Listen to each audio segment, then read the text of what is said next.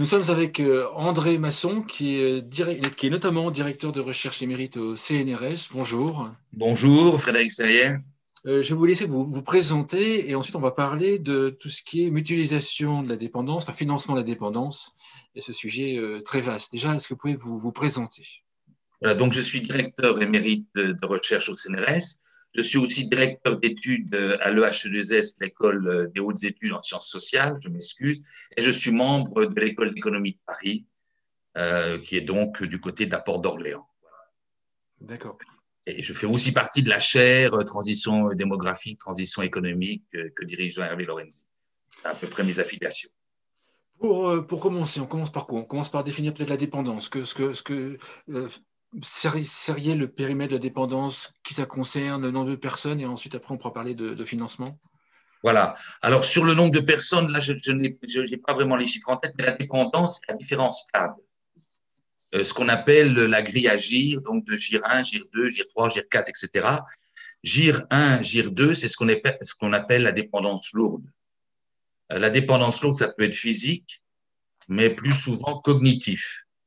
La maladie qu'on connaît le mieux dans ce cas-là, c'est la maladie d'Alzheimer.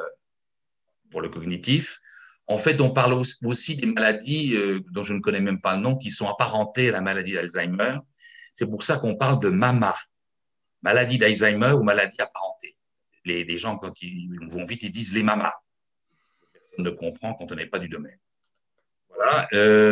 Après, GIR 3, GIR 4, c'est des choses où on a le droit à l'allocation de prestations d'autonomie, APA, qu'on appelle l'APA, mais le montant est plus faible puisque la dépendance est plus faible, mais ça peut aller jusqu'à GIR 4.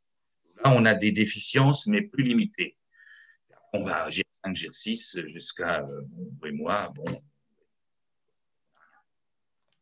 un petit peu, c'est défini. Donc, ce qui est important et ce qui coûte cher, c'est la dépendance lourde. Ce qu'il faut peut-être retenir, c'est que la dépendance à domicile est moins chère que lorsqu'on va dans un établissement spécialisé, ce qu'on appelle un EHPAD.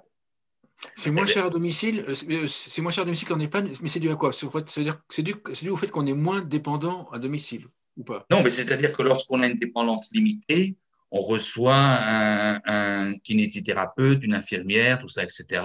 Et on vit chez soi et on est encore autonome, relativement autonome. C'est pour ça qu'on parle de perte d'autonomie. Et dans ces cas-là, si vous voulez aller dans un établissement, coûte plus cher. Il y a l'hébergement, etc., etc.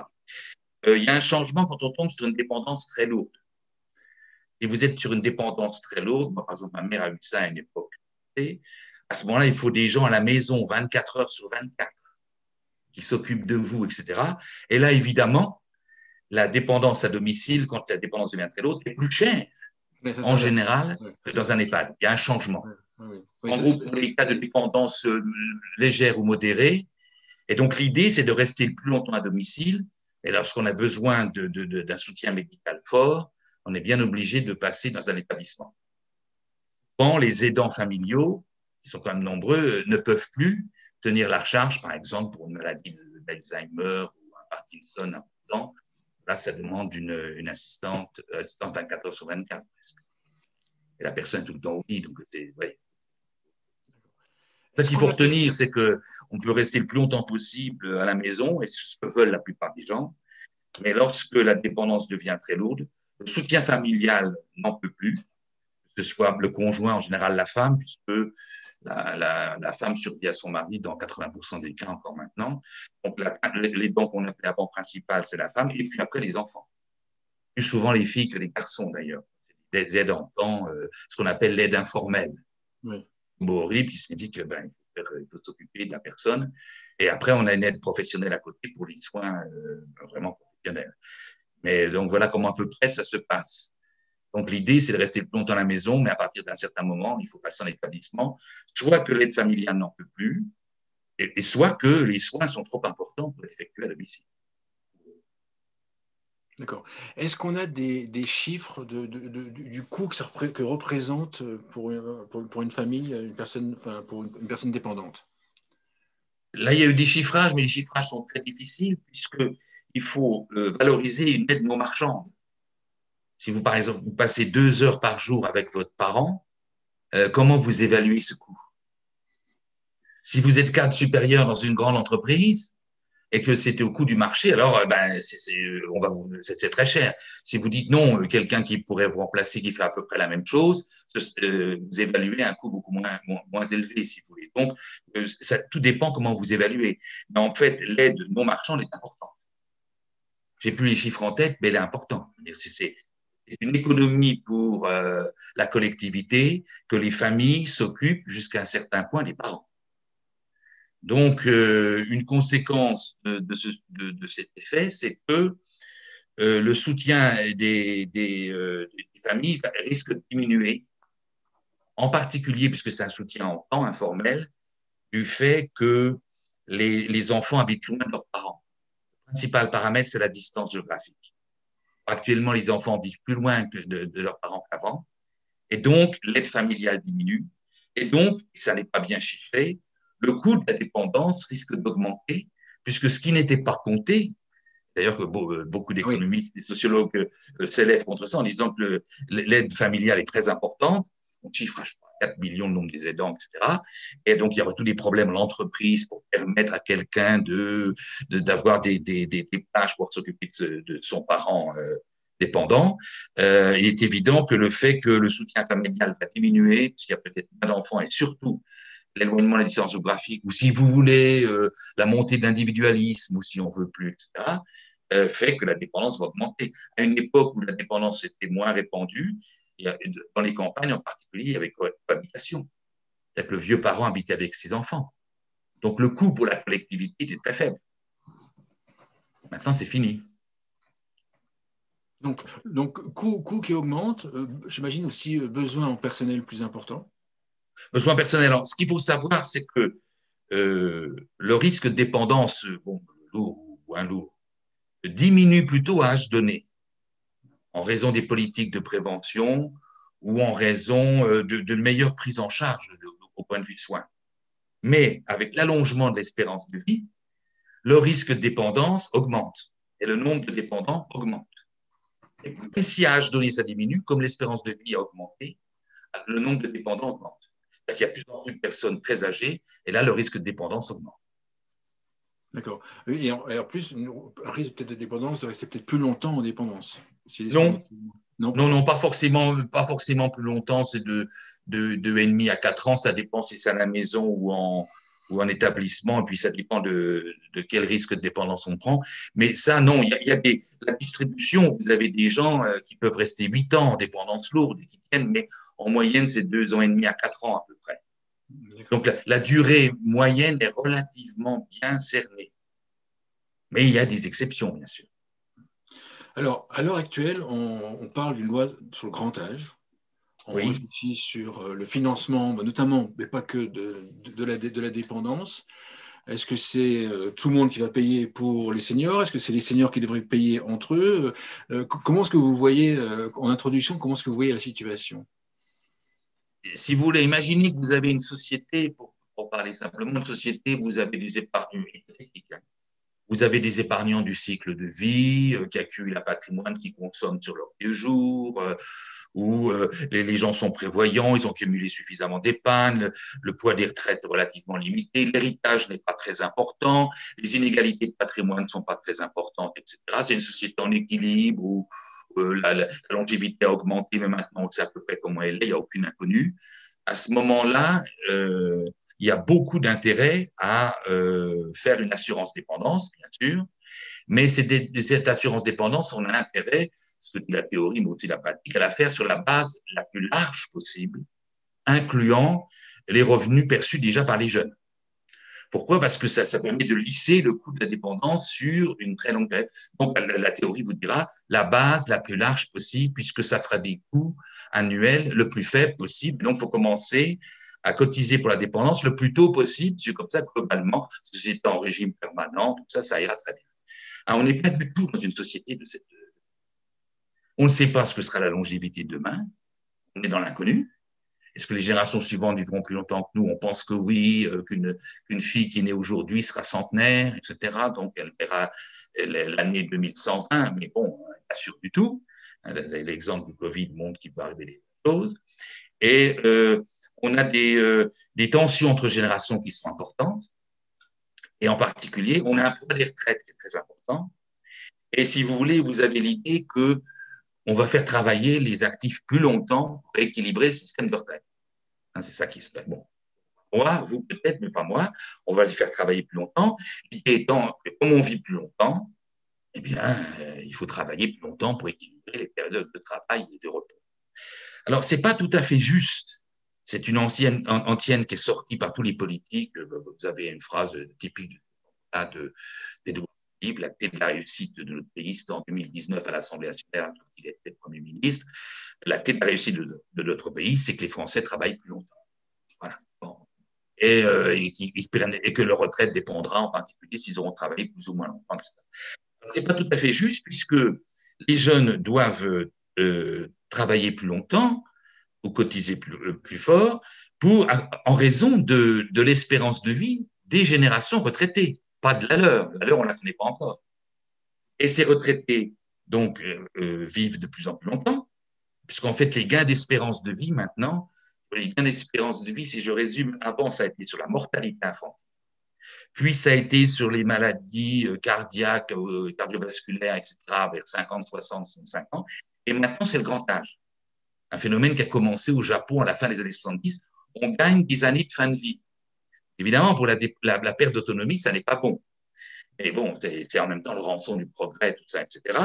Et donc, les actifs vont devoir travailler plus longtemps pour, en raison pas de leur augmentation de leur espérance de vie, on ne la connaît pas encore, mais de celle des seniors, si vous voulez, des gens qui ont plus de 60 ans. Et puis, des effectifs nombreux du baby-boom, qui sont maintenant arrivés à la retraite pour au moins toute une partie. Ceux qui sont nés avant 1960, il y a eu un gonflement des effectifs de génération, donc ils sont nombreux. Donc, il y a beaucoup de retraités. Et troisièmement, alors pas en France, mais dans d'autres pays, ils ont fait relativement peu d'enfants. L'Espagne, l'Italie, l'Allemagne, ils sont 1,4 enfants par femme. Donc, en fait, il n'y a pas beaucoup d'actifs pour payer les retraites. Donc, si vous voulez, on dit comment on vit plus longtemps, il faudra travailler, plus longtemps.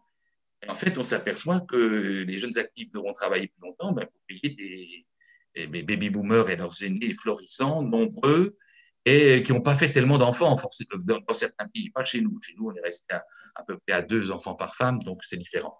Donc, si vous voulez, on a tout de suite des rapports entre générations et se pose le problème de, OK, on équilibre les retraites par un allongement de la durée d'activité, bon, puisque les cotisations n'est pas à l'ordre du jour, mais qu'est-ce qu'on demande en retour aux retraités, puisque l'idée est de ne pas trop toucher à leur pension. Donc l'idée, c'est est-ce qu'il n'y a pas un retour de solidarité de la part des seniors? Et dans ces conditions-là, on voit qu'on a beaucoup plus intérêt à faire une mutualisation du risque de dépendance au sein des retraités ou des seniors. Dans la situation dans laquelle nous sommes, ce n'est pas une réponse qui vaut dans tous les cas universelle. Dans la situation dans laquelle nous sommes, où on a beaucoup de retraités bien portants, qui n'ont pas fait tellement d'enfants en France, c'est mieux, mais ailleurs, on a intérêt donc, les actifs sont déjà pas mal pressurisés, ils vont devoir travailler plus longtemps pour assurer la retraite des retraités, et ce serait assez normal que les retraités s'occupent de leur dépendance. Alors, vous allez me dire, mais ça c'est révolutionnaire, c'est bolchevique. Oui, ça c'est une bombe, ça. Non, non, André Renaudin, qui est le PDG de l'AG2R, la mondiale, est pour une solution de ce type-là. Hein, il dit, je répète, je suis obligé de lire, actif, je cotise pour ma retraite, retraité, je me prépare au risque de dépendance. Ah, oui, alors, pourquoi c'est possible, ça? Juste et puis après, je vous laisse parler. C'est parce qu'en fait, avec l'allongement de la durée de vie, on a 2 périodes de retraite. Ce que dans le livre, là, dans nos sociétés de vieillissement, j'appelle le bel âge, du senior robuste, avec un risque de perte d'autonomie très faible, donc jusqu'à 75 ans ou un peu plus. Et puis après, une période de repli, de fragilisation, même de relégation sociale pour certains, où là, le risque de perte d'autonomie est plus important. Donc, vous avez 2 périodes à peu près d'égale longueur de retraite, ce qui n'existait pas du tout avant. Et en particulier, cette période du bel âge, que certains ont appelé à un moment donné le 3e âge, mais c'est mal défini. Et donc, si vous voulez, on peut faire que justement, comme actif, je cotise pour ma retraite, retraité en relativement jeune, je peux cotiser pour ce qui m'arrivera dans 20 ans plus tard. Oui, c'est possible. C'est possible parce qu'on est justement dans une société où la période de retraite peut être divisée en deux. D'accord. C'est possible également parce que la génération du baby-boom est plus nombreuse, donc ça c'est parce que ça, démographiquement, et elle est plus aisée que Voilà. une génération. Voilà. Alors en moyenne, si vous voulez, ce que vous avez maintenant, c'est que c'est tout à fait spécifique à la France. Ça ne va pas durer jusqu'en 2040, mais actuellement, le niveau de vie relatif moyen des retraités par rapport à l'ensemble de la population est supérieur à 100%.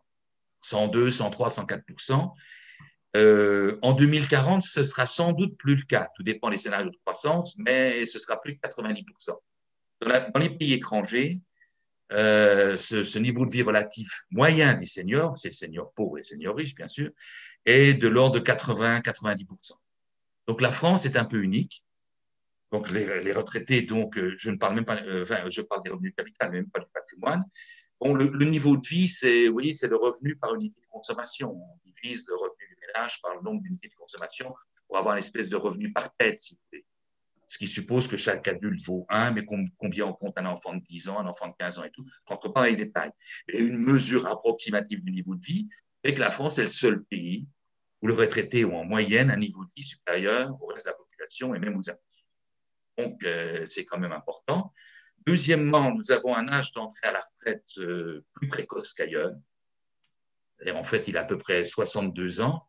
L'entrée en retraite est à 62 ans. La cessation d'activité est encore beaucoup plus précoce, elle a 59-60 ans, alors que dans d'autres pays, elle est beaucoup plus tardive. Donc, si vous voulez, les retraités ont des bonnes retraites, moyennes, enfin, pour les standards européens, par exemple, ou même mondiaux. Deuxièmement, ils partent tôt. On fait donc une population de retraités nombreuse, avec des pensions relativement élevées. Donc, évidemment, la masse des retraites dans le produit intérieur brut est élevée, elle est de l'ordre de 14%. Donc, l'idée, si vous voulez, si on demande encore aux actifs, ça va renchérir le coût du travail et tout, en particulier en France, mais dans la plupart des pays de la zone euro, ce serait pareil, on a plutôt intérêt à mutualiser le risque de dépendance entre les retraités. Et je répète que c'est lié à notre situation actuelle, en particulier accessoirement le fait que les seniors français, le patrimoine est très inégalement réparti, mais il est largement concentré de plus en plus depuis les années 80 aux mains des seniors. En gros, si vous avez la règle, ce qu'on appelle des 3 fois 60, les seniors 60 ans et plus détiennent 60% du patrimoine financier et 60% du patrimoine non financier, essentiellement immobilier. Donc, il se trouve pour des raisons historiques, ce n'est pas la peine de les montrer du doigt, que c'est eux qui ont le patrimoine. Donc, pour terminer, je vous laisse poser vos questions, excusez-moi. C'est que lorsque Bruno Le Maire dit qu'il faut, pour financer les investissements d'avenir, infrastructures, recherche et développement, innovation, énergie bas carbone, tous ces investissements de long terme, dont le rendement n'a lieu qu'à long terme et qui supposent de mobiliser des facteurs importants, en fait, le seul candidat qui marche vraiment, c'est l'épargne du ménage, et c'est essentiellement l'épargne des seniors, puisque c'est eux qui ont les disponibilités et tout voulu.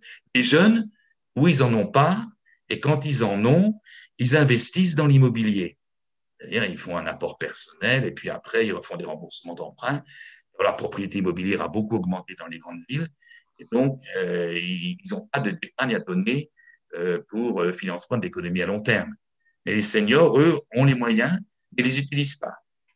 Voilà, puisqu'en fait, ils ont, du point de vue financier, essentiellement une épargne réglementée, peu risquée, à court terme, liquide, c'est-à-dire des quasi-liquidités, livrets A, etc., et une assurance vie. Une partie, effectivement, en unité de compte, mais l'essentiel est quand même en fonds en euros, c'est-à-dire encore pas risqué, donc n'est pas mobilisable pour les investissements d'avenir dont a besoin notre économie. En Euh, gros, pour les retraités, si on demande aux retraités de financer eux-mêmes, mutualiser le risque de la dépendance, d'après vous, ça va se passer comment? C'est un impôt supplémentaire? non, ce serait une cotisation, ce sera comme la retraite. La retraite, je cotise actif pour la retraite.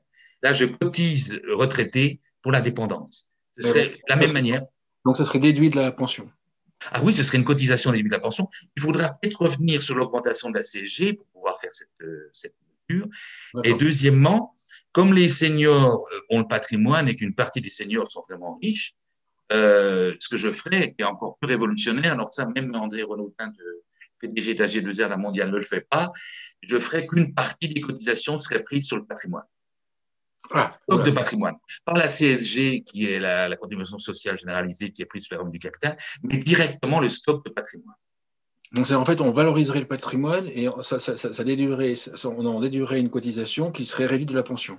Voilà, c'est ce qui permettrait que les seniors modestes, si vous voulez, aient des cotisations pas trop élevées et qu'on puisse prendre sur les seniors aisés. Alors, ne me dites pas que c'est un nouvel ISF dépendance, hein, c'est pas ça. Et c'est en fait comme un impôt annuel sur la fortune et qui serait, alors là, on peut décider comment on le fait, mais l'idée de prendre que sur les retraités, on mutualise moins, donc les cotisations de retraite risquent d'être Ouais, plus élevées. C'est pour ça que j'ai divisé en deux, en gros. Une partie sur les pensions et une partie directement sur le stock de patrimoine. Alors, ça aurait beaucoup d'avantages.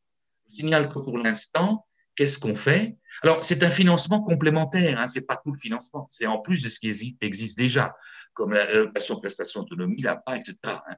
Alors, combien on aurait besoin? Ben, ça dépend. Le rapport LIBO, là, justement, un rapport sur la dépendance de 2019, disait de l'ordre de 10 milliards en 2030. Ça augmente au fur et à mesure qu'on avance dans les années.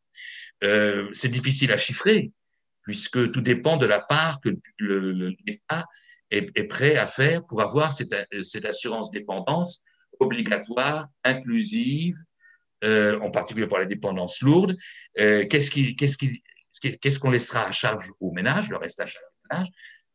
Par exemple, est-ce que l'État va prendre la moitié, les trois quarts, etc. Mais partons sur à peu près 10 milliards en 2030. Voilà ce qu'il faut trouver. À peu près. si on fait Le un, reste est encore à la charge des ménages. d'accord. Si on fait un zoom sur les retraités à l'heure actuelle, même pour votre solution, est-ce qu'il n'est pas trop tard? Je m'explique. Les baby boomers, ceux qui sont en 46, ils doivent avoir 76 ans cette année, 76 ans, ou 75, 76 ans, je ne sais plus comment. Oui, Voilà. Donc en fait, ils sont déjà, en moyenne, ils sont à 7 ans, 7, 8 ans d'indépendance. oui, ben, c'est le moment de le faire tout de suite. Si vous voulez, le problème qui s'est posé, c'est que le Parce que cinquième. sinon, en fait, eux, en fait, ils vont bénéficier de l'aide de tout le monde, mais ils n'auront pas cotisé Non, un nombre d'années non, mais si on suffisamment. ne fait rien, ils ne cotiseront pas du tout. Déjà, la première réponse, vous savez ce qu'on fait maintenant? On fait des journées de solidarité.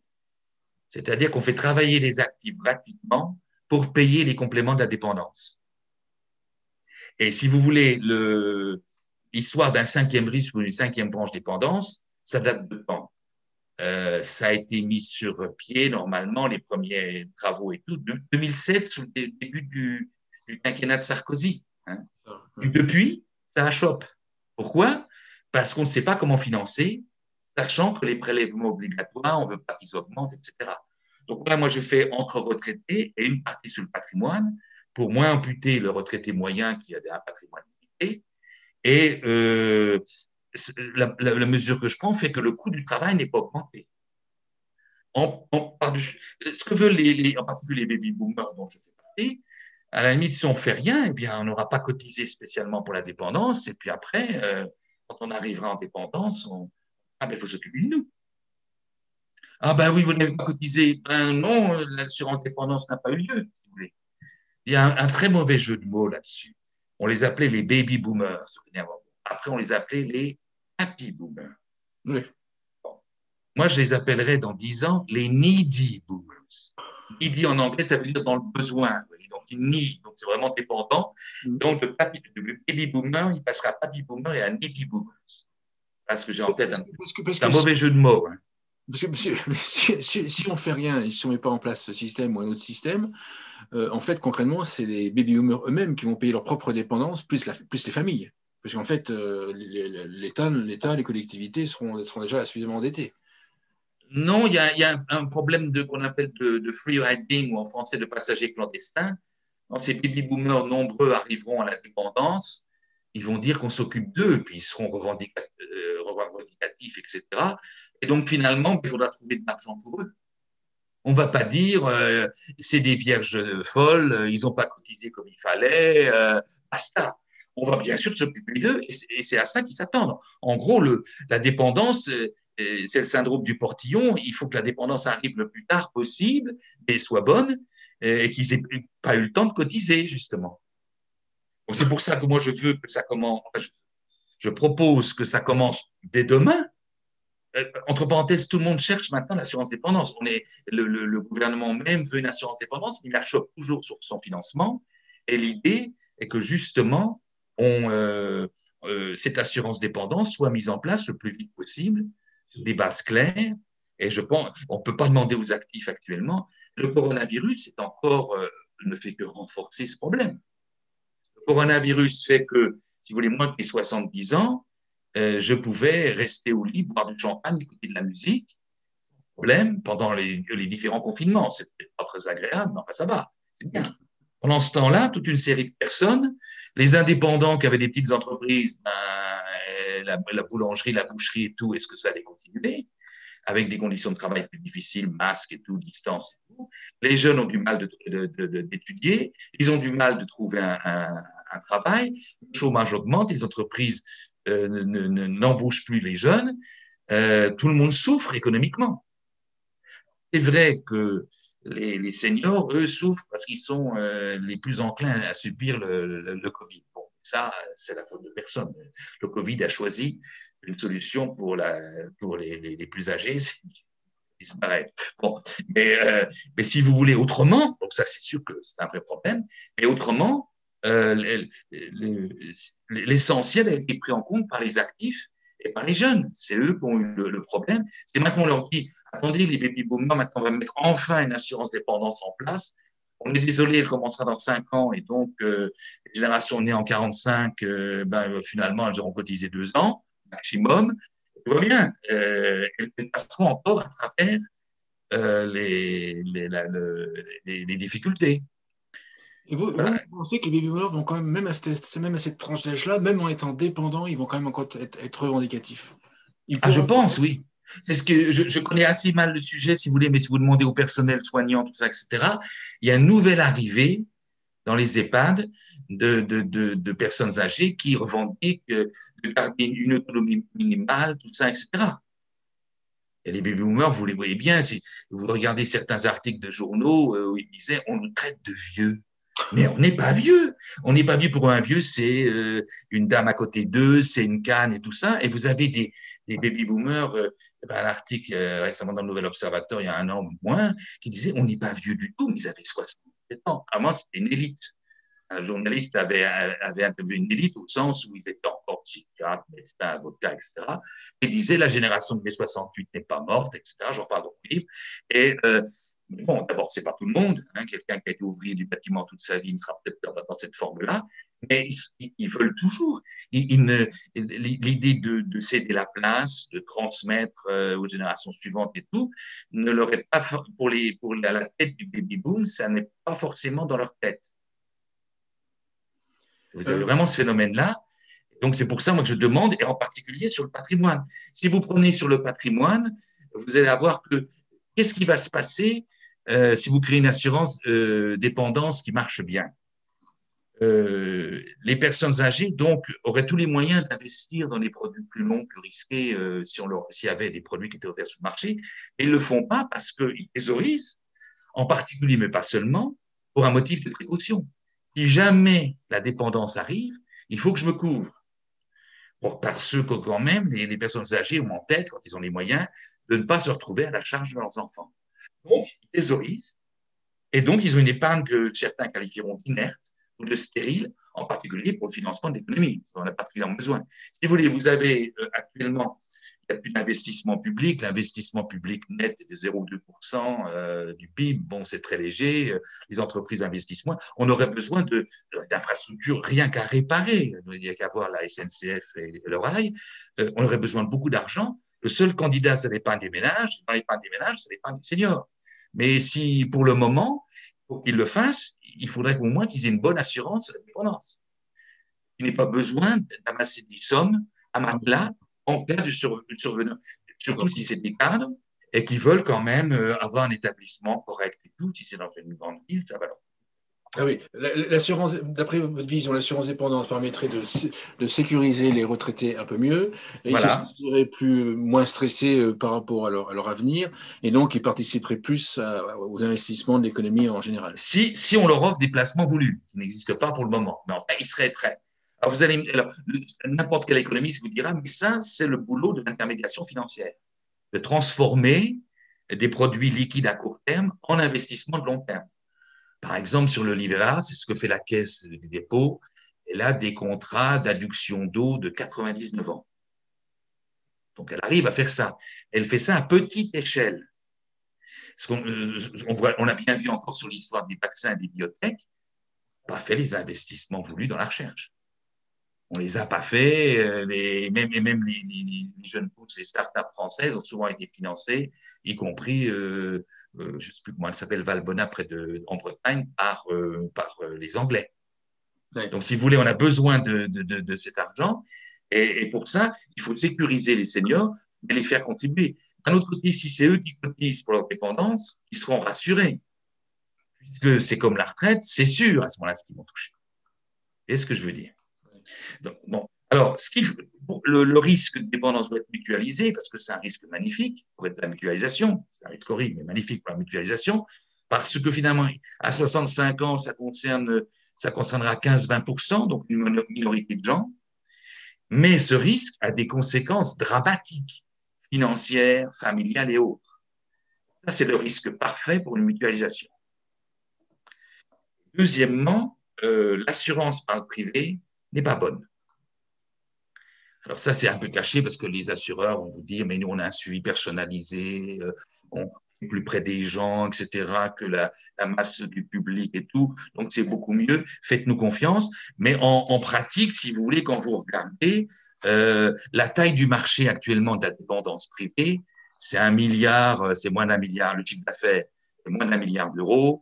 Ils ont un label pour verser une rente en cas de dépendance, mais un label qu'ils appellent GAD. Ils sont entendus que sur 500 euros, ils n'ont pas pu monter plus haut. 500 euros, ça ne suffira pas. Les refus d'assurer sont élevés, 15 à 25%. Si la personne est déjà un peu mal au point, ils ne veulent plus l'assurer. Et puis la rente est nominale. Alors actuellement, ça va parce qu'il n'y a pas d'inflation, mais s'il y a une inflation, eh bien, ça ne produira pas toujours le même panier de soins parce que les salaires, les coûts de la dépendance, c'est lié essentiellement aux salaires de gens qui travaillent dans la dépendance. Bon, parce que ça utilise beaucoup de temps. Et puis, vous avez un autre problème qui fait que le marché ne peut pas assurer chez nous la dépendance. Donc, il faut compter sur le public. Et un exemple simple, si vous voulez, c'est que les contrats d'assurance dépendance, les premiers, vous savez à quelle époque ils remontent? Précisément à G2R mondiale, donc André Renaudin était le président, à 1985. Oui, Il y a un truc du BTP, je ne sais plus, de 86. Donc les premiers contrats de dépendance, 85-86, c'était bien parti. Depuis, ça végète. Alors une des raisons qui peuvent être invoquées pour dire qu'il végète, c'est que les gens veulent prendre un complément de contrat privé dépendance, même s'il y a beaucoup de contrats collectifs, mais ils sont faibles et tout ça, c'est au moins qu'ils aient une bonne base de ce qu'est l'assurance publique obligatoire perte d'autonomie. Parce qu'à ce moment-là, ils pourront s'inscrire dans les pannes du système, le complément et tout. Et comment voulez-vous créer une assurance privée solide sur les sables mouvants d'une assurance publique dépendance qui n'est toujours pas fixée? C'est un bon argument, c'est tout à fait correct. Donc, une assurance publique dépendance type 5e risque et tout bien faite ferait que le privé pourrait offrir plus facilement des contrats en complément par rapport au trou de la dépendance publique ou au fait que, par exemple, les classes aisées voudraient plus. Et comment faire une assurance dépendance privée quand l'assurance dépendance publique, elle est en chantier depuis 2007? C'est un argument, je ne suis pas assureur, mais c'est un argument acceptable. Oui, allez-y. Oui. Votre vision, en fait, pour qu'elle soit mise en place, il faut combien de temps et il faut passer par quelle étape? Il faut convaincre qui? Il faut passer par quelle étape pour que ça soit mis en place? Je pense qu'il faut passer déjà par les journées de solidarité en montrant que ce n'est pas possible. Le coronavirus, si vous voulez, qui est un révélateur, un accélérateur de différents phénomènes, là, il est quand même assez intéressant dans le fait qu'il montre qu'on ne va pas pouvoir demander aux actifs maintenant. Il faut une assurance dépendance parce qu'elle a des tas d'avantages et tout, y compris pour l'économie, mais vous n'allez pas demander aux jeunes d'assurer la dépendance maintenant en plus de ce qui leur tombe dessus. Et qu'au premier revenu qu'ils auront, ça va, une cotisation même faible sera prise pour la dépendance. Alors que vous avez des retraités florissants qui auront eu aussi une petite cotisation, oui, c'est pas possible. Ou alors au moins, il faut moduler une très faible cotisation pour les jeunes et une cotisation plus élevée pour les seniors, ce qui revient à peu près à ce que je présente. Mais vous pouvez pas. Il faut montrer les avantages d'une assurance dépendance publique sur lequel à peu près tout le monde est d'accord. Mais il faut bien les montrer, y compris d'ailleurs pour les assureurs. Et puis ensuite, après, la mettre en place assez rapidement en disant que ça n'aura pas d'effet sur le coût du travail. Et il faut dire aussi aux retraités, puisqu'on en parle beaucoup avec les OK boomers et tout ça, qu'il y a des tensions dans les rapports entre générations. Et le fait de payer, que ce soit les retraités qui payent l'assurance dépendance, si c'est bien communiqué, bon, ben, le reste de la population dira, bon, il y a des retours de solidarité de la part des seniors. C'est pas j'ai reçu une éducation jeune, après j'ai payé pour l'État pour rembourser l'éducation que j'ai reçue, j'ai cotisé pour la retraite et je reçois ma retraite.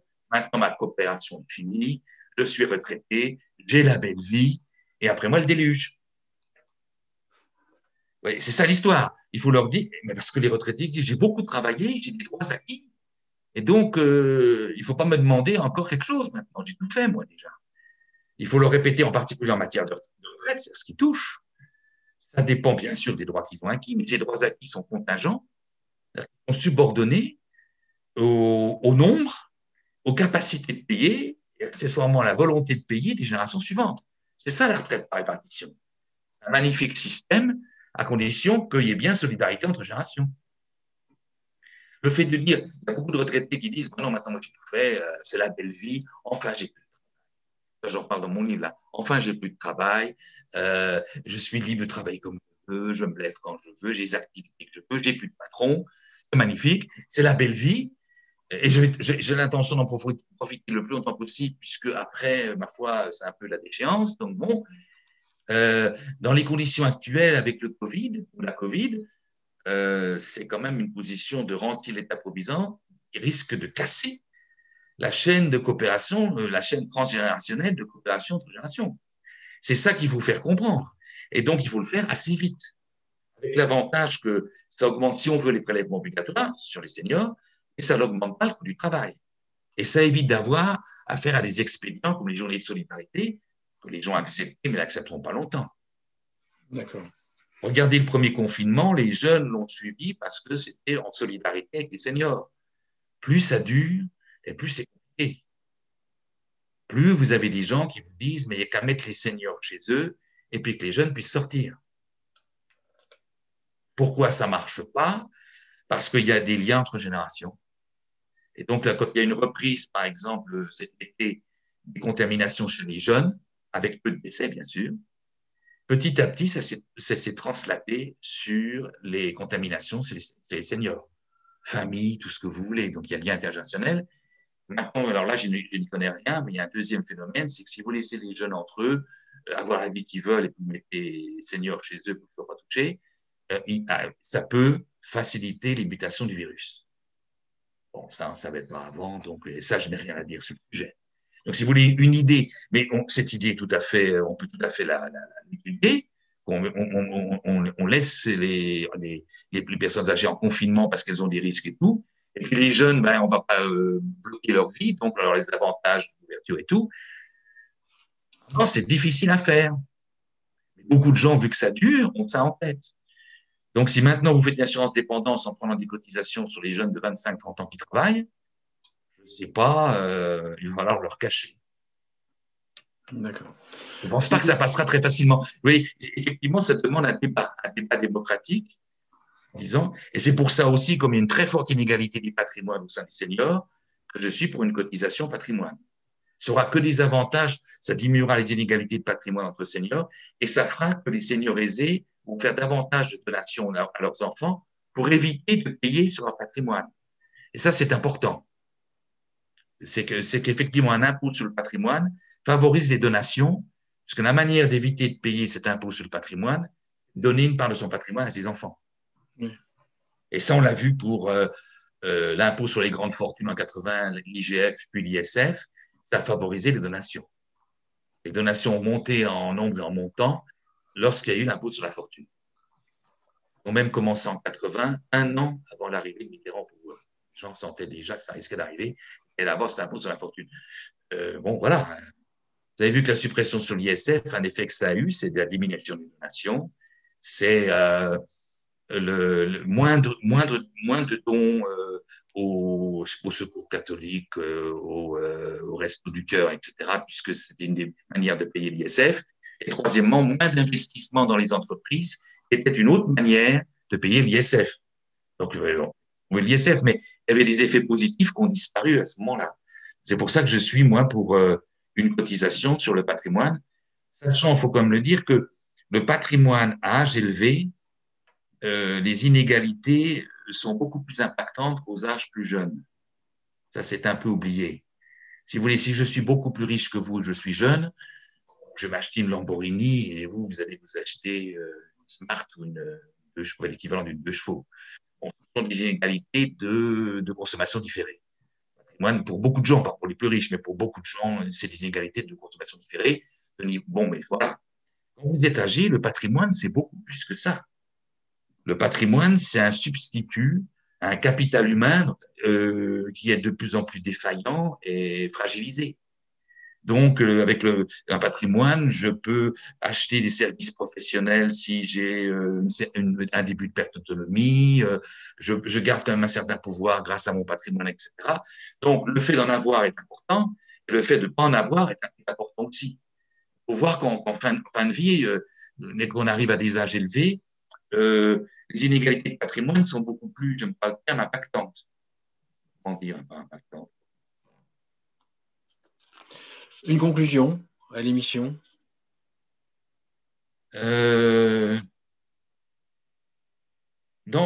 Avec le choc du coronavirus et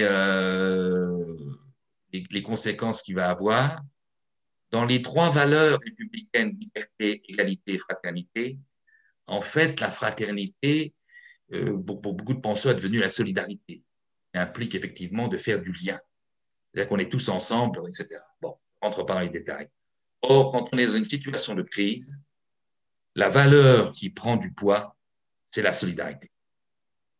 Donc, il faut créer des politiques du lien. Et c'est pas que la liberté et l'égalité ne comptent plus. Et là, on le voit bien, c'est les solidarités qui comptent, c'est-à-dire la dimension collective qui joue moins lorsque tout va bien et que la société n'est pas en danger. Si vous voulez, par exemple, une mesure possible serait de dire que les retraités, au-delà d'un certain montant de leur retraite, eh bien, ce qui toucherait dépendrait d'un indicateur de la réussite des jeunes peu qualifiés.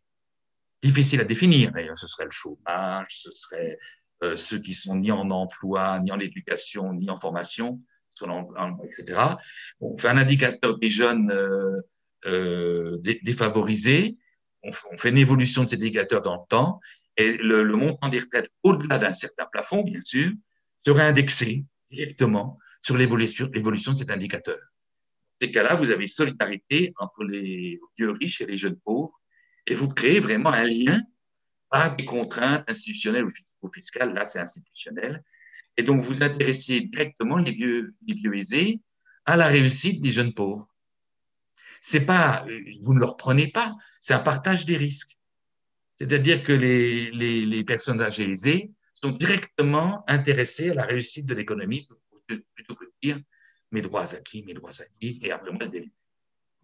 Il faut créer des politiques du lien. C'est ça que j'aurais comme conclusion. Alors, la dépendance étant un peu un exemple de ce type-là, c'est des retraités qui, un retour de solidarité des seniors, mais vous auriez pas de politique du lien de ce type-là. Super. Merci beaucoup. Très, très intéressant. Je vous ai pas trop fatigué. Non, non, non, non, génial. Non, non, en fait, vous m'avez retourné le cerveau, c'est plutôt ça. J'adore. Et j'adore quand on me fait voir le sujet d'une toute autre avis. En fait, j'adore à la base qu'on me fasse changer d'avis. Et Voilà. en fait, Dans mon livre, il y a, si vous- voilà. dans mon livre, il y Alors, a quand même pas mal de voilà, propositions. est-ce que vous pouvez rappeler Oui, alors le livre, le titre de votre vous livre voulez et le livre, comment je le en montre? vignette? Voilà. Oh là, j'arrive pas à le montrer. Le titre, c'est D'abord, Plaidoyer pour. attendez, comment je vous le montre? Nos sociétés du vieillissement, vous voyez là? Oui, c'est bon, c'est bon. De toute façon, on va le mettre en vignette, d'accord? Donc, D'accord, oui, c'est mieux. pour ceux qui nous écoutent et qui nous suivent, vous pouvez télécharger, vous pouvez Voilà. acheter le livre en cliquant sur le lien sous la vidéo. En tout cas, merci beaucoup pour cette discussion. André Masson, je rappelle que vous êtes entre autres directeur de recherche émérite au CNRS. Merci beaucoup. Ça suffira. Merci beaucoup pour votre accueil. Au revoir.